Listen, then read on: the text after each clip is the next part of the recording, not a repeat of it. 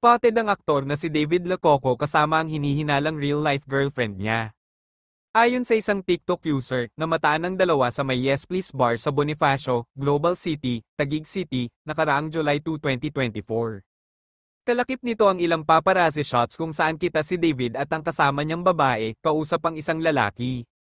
Kagad namang nag-imbestiga ang netizens at pinangalanan ang babaeng kasama ni David. Ito raw ay si Kisen, ang girlfriend ng pambansang ginoo. Sa internet, may mga nagbanggit ding Kisen na pangalan na iniuugnay kay David. Siya raw ay si Kirsten Kisen Hizon, taga Pampanga raw ito at kamag-anak ng may-ari ng Pampang Ace Best. Sa X, dating Twitter, may nagkumpara rin kay Kisen kay Barbie Forteza, ang ka-love team ni David. Ayon dito, Kisen is the chosen one for David, mas may utak pa yata si Kisen kesa kay Barbie, mechanical engineering ang course, taga Pampanga, Hizon apelyido, mayaman at may class, yung Barbie lat, nagsasettle for less sa cheap na si Jack. Sabi ng isa pa, Kirsten Kisen Hizon, 19 years old first year college from Ateneo, relative ng may-ari ng Pampang Ace Best. Aprab naman sa isa ang relasyon ni na David at Kisen.